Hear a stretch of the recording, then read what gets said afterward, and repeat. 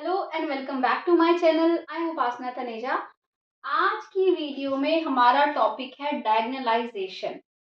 Linear algebra की playlist चल रही है हमारी, जिसमें हम ये पढ़ चुके हैं कि एएम या जीएम क्या होती है किसी मैट्रिक्स की, अलजेब्राइक मल्टीप्लिसिटी या ज्योमेट्रिक मल्टीप्लिसिटी।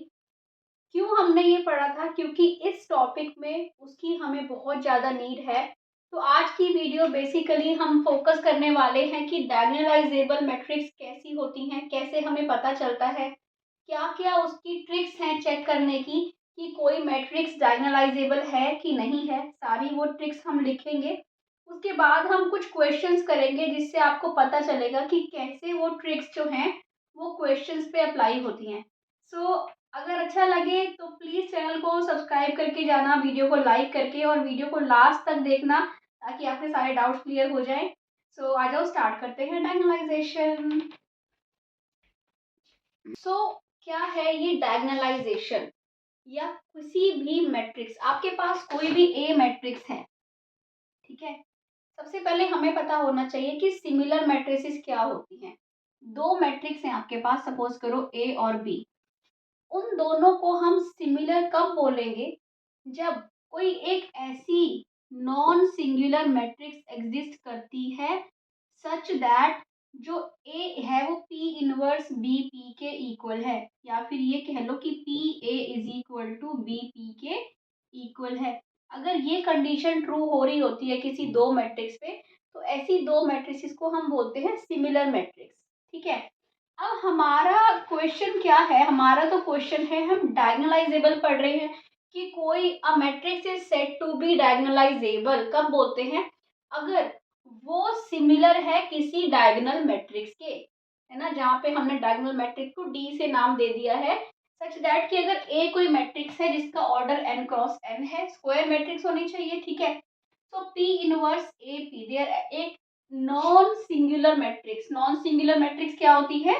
जिसका जो डिटर्मिनेंट होता है वो नॉट इक्वल टू जीरो होता है। सिंगुलर अगर डिटर्मिनेंट जीरो हो, ओके, डिटर्मिनेंट अगर जीरो हो जाएगा तो आप इनवर्स फाइंड नहीं कर पाओगे। इसीलिए a non singular matrix P such that P inverse A P is equal to D. तो अगर ये कंडीशन वेरीफाई हो रही है तो जो हमारी मैट्रिक्स होती है वो क्या होती है? डायगोनलाइजेबल होती है। बट हर केस में ये पी फाइंड करना और ये पूरा चेक करना, इनवर्स निकाल के, ये डिफिकल्ट होता है। तो ऐसी बहुत सारी ट्रिक्स होती हैं जिससे आप इजीली फाइंड कर सकते हो कि मैट्रिक्स डायगोनलाइजेबल है कि नहीं है, ठीक है। फॉर एग्जाम्पल, इसमें हमारी पहली ट्रिक क्या आती है? पहली ट्रिक ये आती है कि इफ अ मैट्रिक्स, और you can say square matrix of n cross n order has n linearly independent vectors। अगर ऐसा हो तो अगर आप ये फाइंड कर सकते हो कि इसके n linearly independent vectors हैं, देन मैट्रिक्स क्या होती है? Then matrix is said to be diagonalizable, ठीक है। तो मैट्रिक्स को हम क्या बोलते हैं? डायगोनलाइजेबल बोलते हैं। ओके, अब ये कैसे फाइंड करा जा सकता है? ये आपको मैंने एएम और जीएम सिखाई थी, है ना, कि आप एएम निकालते हो, जीएम तो लास्ट वीडियो में ही हमने किया था कि कैसे चेक करते हैं कि मैट्रिक्स के एन लीनियरली इंडिपेंडेंट वेक्टर्स आ रहे हैं, ठीक है। तो सेकंड होती है क्या कि अगर किसी भी पर्टिकुलर आइगन वैल्यू के रिस्पेक्ट में एएम और जीएम क्या इक्वल आ जाएं for any particular eigen value. अगर आइगन वैल्यू किसी पर्टिकुलर आइगन वैल्यू के रिस्पेक्ट में एएम और जीएम इक्वल हो जाए, ये है बेस्ट मेथड चेक करने का।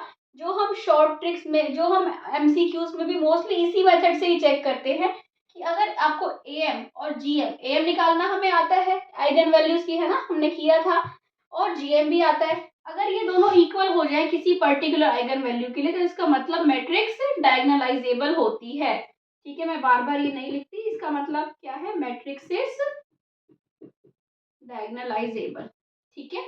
ओके, इसके बाद ये मैं रब करके फिर लिखते हैं यहाँ पे। उसके बाद है कि अगर आपके पास जो आइगन वैल्यूज आ रही हैं किसी भी मैट्रिक्स की, सारी डिस्टिंक्ट हैं, अगर सब अलग अलग आइगन वैल्यूज है, तो भी मैट्रिक्स क्या होगी, डायगोनलाइजेबल होगी। क्यों? क्योंकि उस केस में भी जो एम होती है वो जीएम के इक्वल हो जाती है। अगर सारी आइगन वैल्यूज डिस्टिंक्ट हैं, इसका मतलब सबकी जो एम हुई वो क्या हुई, वन हुई। और अगर एम वन होती है तो जीएम भी हमेशा क्या होती है, वन ही होती है ना। ये हम कर चुके हैं लास्ट वीडियो में कि जो जीएम होती है वो कभी भी वन से छोटी नहीं हो सकती, हमेशा वन या वन से बड़ी होती है, और एएम से छोटी होती है। तो अगर एएम वन होगी तो जीएम भी क्या होती है, सिर्फ वन। तो ऐसे केस में भी मैट्रिक्स डायगोनलाइजेबल होती है। ठीक है, तो ये बहुत, अब आता है ये बहुत इंपॉर्टेंट कॉन्सेप्ट कि अगर आप किसी मैट्रिक्स का मिनिमल पॉलिनोमियल निकालते हो और ये देखते हो कि उसमें लीनियर फैक्टर्स बन रहे हैं नॉन रिपीटेड लीनियर फैक्टर्स, जैसे कि आइडेम्पोटेंट मैट्रिक्स क्या होती है, ए स्क्वायर इज इक्वल टू ए, इसका पॉलिनोमियल क्या बनेगा, एक्स स्क्वायर माइनस एक्स। ठीक है, ये क्या हो गया, एक्स, एक्स माइनस वन, तो क्या है, जीरो और वन। ठीक है, दो लीनियर फैक्टर्स आ रहे हैं, इसमें भी दो आ रहे हैं, x plus one, x minus one. Non क्या हो गया, आपके नॉन रिपीटेड लीनियर फैक्टर्स अगर आ रहे हैं तो ऐसे केस में भी मैट्रिक्स डायगोनलाइजेबल होती है। तो जब आपको एमसीक्यूज मिलेंगे और आपको पता चले कि अगर मैट्रिक्स क्या है, आइडेम्पोटेंट है, या मैट्रिक्स क्या है, इनवोल्यूटरी है, ऐसे केसेस में हमेशा मैट्रिक्स डायगोनलाइजेबल होगी। ठीक है, अब मैं आपको एक और शॉर्ट ट्रिक बताने जा रही हूँ with the help of MCQ, जहाँ आप देखोगे कि कैसे चेक करते हैं कि मैट्रिक्स डायगोनलाइजेबल है कि नहीं है। ठीक है, सो आ जाओ उस पे। सो अब है ये हमारा बहुत इंपॉर्टेंट क्वेश्चन, आपको चेक करना है कि जो ये मैट्रिक्स है ये डायगोनलाइजेबल है कि नहीं है। ऐसी मैट्रिक्स जिसकी सारी एंट्रीज इक्वल हो और वो n क्रॉस n की मैट्रिक्स हो, जैसे ये 5 क्रॉस 5 की है, ऐसी मैट्रिक्स को हम कैसे चेक करते हैं। अगर हमें एक चीज पता है कि अगर एम और जीएम किसी भी पर्टिकुलर आइगन वैल्यू के रिस्पेक्ट में इक्वल होती है तो वो मैट्रिक्स डायगोनलाइजेबल होती है, राइट। अब अगर हम ये डिस्कस कर चुके हैं पहले वाली वीडियोस में कि अगर किसी मैट्रिक्स की सारी एंट्रीज इक्वल हो तो उसकी कैरेक्टरिस्टिक इक्वेशन क्या होती है। n क्रॉस n ऑर्डर की मैट्रिक्स है, सारी एंट्रीज इक्वल हैं, तो इसकी कैरेक्टरिस्टिक इक्वेशन क्या होती है, x raise to power n minus one, x minus N A is equal to zero. और ये बहुत ही इंपॉर्टेंट कॉन्सेप्ट है और इसके ऊपर क्वेश्चन बहुत बनता है। ठीक है, अब ये देखो, अब बताओ इसकी कैरेक्टरिस्टिक इक्वेशन क्या होगी, x raise to power n minus one, n क्या है, 5 है, तो 5 माइनस वन क्या हो जाएगा, 4, x माइनस n, n क्या है यहाँ पे, 5।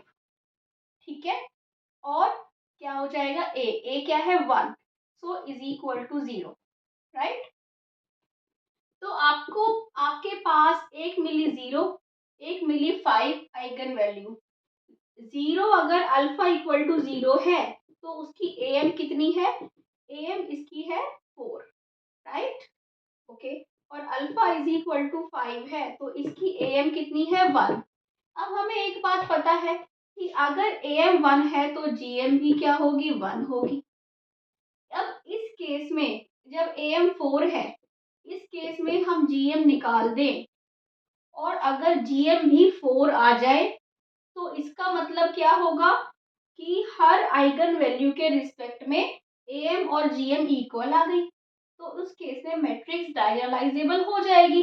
बट अगर इक्वल नहीं आई तो वो नहीं होगी। ठीक है, तो अब हम चेक करते हैं क्या, हम चेक करते हैं क्या इसकी रैंक, किसकी रैंक, सबसे पहले a माइनस जीरो आई की रैंक, a माइनस, क्योंकि जीरो के रिस्पेक्ट में चेक करना है, a माइनस जीरो आई तो क्या हो जाएगा, रैंक ऑफ a ही हो जाएगा, राइट।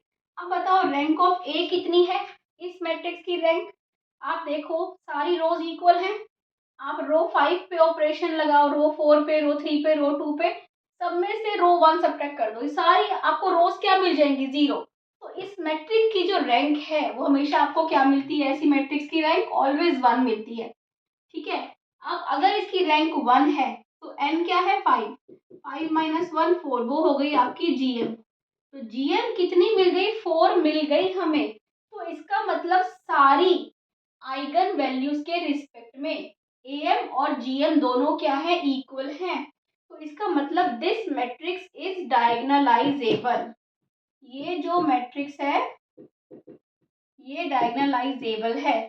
और यही हमारी शॉर्ट ट्रिक है कि अगर किसी मैट्रिक्स की सारी एंट्रीज इक्वल होती हैं तो वो ऑलवेज डायगोनलाइजेबल होती है। तो ऐसा क्वेश्चन आए तो आपको सॉल्व करने की कोई जरूरत नहीं है, हमेशा क्या होगी, वो मैट्रिक्स डायगोनलाइजेबल होगी। सो आई होप आपको आज का टॉपिक क्लियर हुआ है, कैसे आपको चेक करना है। बेसिकली आपको कोई भी, जैसे सपोज करो मैं यहाँ पे एक मैट्रिक्स देती हूँ 1 2 0 2, इस टाइप से सब 0 3 आपको दे दी, इसकी आप आइगन वैल्यूज चेक करके देखोगे दोनों डिफरेंट आएंगी। अगर आइगन वैल्यूज डिफरेंट है तो भी मैट्रिक्स डायगोनलाइजेबल है। सो बेसिकली आपको AM GM से चेक करना है, AM और GM अगर इक्वल आ गई तो मैट्रिक्स डायगोनलाइजेबल है, और अगर नहीं आई किसी भी एक के रिस्पेक्ट में, अगर AM और GM इक्वल नहीं हो किसी भी आइगन वैल्यू के रिस्पेक्ट में, तो वो मैट्रिक्स डायगोनलाइजेबल नहीं है। ठीक है, अगर आज का टॉपिक क्लियर हुआ है तो प्लीज प्लीज प्लीज चैनल को सब्सक्राइब कर दो, वीडियो को लाइक कर दो। और अगर आपको ग्रुप थ्योरी के नोट्स चाहिए तो मेरे चैनल पे ग्रुप थ्योरी नोट्स एक वीडियो है, वहां पे आप जाके देख सकते हो कि वो नोट्स आपको कैसे मिलेंगे, सारे इन्फॉर्मेशन है वहां पे। So don't forget to comment as well on this video. Thank you for watching. Bye bye.